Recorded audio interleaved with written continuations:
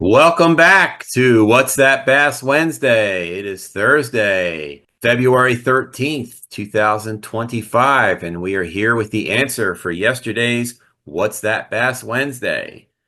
You might remember that yesterday we posed the question, what are these two fish? So these two fish came from the northwestern part of Alabama in the Black Warrior Basin. Those of you who might be familiar with that area know that the native bass species there are warrior bass, a form of red-eye bass, Alabama bass, and largemouth bass. So what are these particular critters? Well, the thing is, there's a fair number of hybrids in this area of the world. And that is what we actually have here. So the top fish is genetically confirmed to be 16% Alabama bass and 84% warrior bass. So it's mostly warrior bass, but it is considered to be a hybrid. Geneticists generally have kind of a cutoff that they will consider a a minimum amount of genetic material from one species to be a pure fish. And most of the time, it is high, 95%. Sometimes if you're looking for brood stock for hatchery, it's even 99%. So under neither cutoffs does this fish fall. So this is clearly a hybrid. What is interesting about the bottom fish is that it is literally the mirror image of the top fish, at least genetically speaking. This one is 88% Alabama bass and 12% warrior bass. So they are both hybrids and they are kind of mirror images of each other. Now, that top fish we would probably call red eye if we caught that in the field, if we caught that while we were fishing. Let's take a closer look at the heads of these two fish. Now, you'll notice on that top fish, its eye has that classic blue crescent in the back of it, which is a major identifying factor for red-eye bass, regardless of the variety that you're talking about. Unfortunately, that is a character that is highly transmissible when they hybridize with other species. And so that is not a guarantee that what you have in your hand is a pure red-eye bass. It's only a guarantee that there's at least some red-eye bass in it. Notice that it also has the blue cheeks and the dark coloration of a typical, what you would consider to be more typical red-eye bass. Although the truth is that, dark coloration is generally pretty common for Alabama bass as well. Now, this bottom fish has got a very weird color to it. It almost looks smallmouth bass-like, even though it had no smallmouth bass genes in it. Um, it does not have that crescent in it like the top fish does. So you would never guess that there was much, if any, red-eye bass in here. And you'd be right because it's only about 10%, 10 or 12%.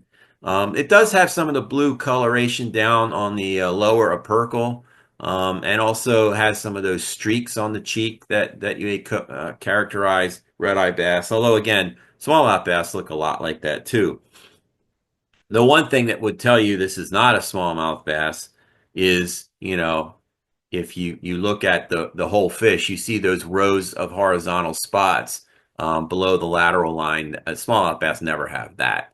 Your first initial thing would be, oh, this has got smallmouth bass in it because it's kind of got that bronzy color to it, but it actually doesn't. Genetics is a really funny thing with fish. You've probably heard of some geneticists trying to map the genome of certain species, including humans. The Human Genome Project has been ongoing for quite a while, and they've made a lot of progress in that.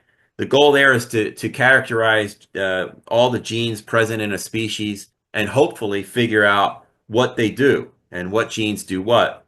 Well, we're nowhere near that level in fish. Fish are extremely diverse in their genetics, a lot more so than vertebrates, and it makes it a lot harder to do that kind of thing. On top of that, the fish are the most widely distributed vertebrates in the world. There are more fish species than all of the other species of vertebrates grouped together. And so that also makes it a tall task to figure out what genes might do what in a lot of these fish that have been rarely studied. So it's really hard to say, what phenotypical characters are going to show themselves with a slice of species. You have 16% Alabama bass in the top fish. Where does that show in there? Does it show anything? I mean, it kind of looks red-eye-ish. It doesn't really have the barring as much, which might cue you into the Alabama bass genes, but it doesn't scream Alabama bass to you. The bottom fish, I'm not sure what any of us would call that if we'd caught that in the field. Probably ugh is what we'd say. But there's not a lot in that fish that makes you say warrior bass. It is a little chunkier for its length than the upper fish is, and that's more of a red-eye bass character. But again, the top fish is more warrior bass than it is Alabama bass. So that really is something you can't hang your hat on. And that differences in genetic composition among these hybrids and how they express themselves and something you can visually see is really what makes it even more difficult to correctly distinguish hybrids in the field, let alone what exactly they are in there. But it sure does make it interesting for discussion, and it certainly makes features like this What's That Bass Wednesday really interesting, and it's worked really well on Facebook, and I'm looking forward to it having even more impact here, where we can do a better explanation as to what these fish are and why, or how they express those genes. And when we get into pure species, which we will, I promise, they're not all going to be hybrids. When we do, we'll be able to talk a little bit more with examples of how you can tell fish A or species A from species B. But anyway, thanks for playing along, everyone. I hope you're finding this interesting, and I'm hoping that the interest in this will grow through time. But look for another challenge next Wednesday. And in the meantime, have a nice week.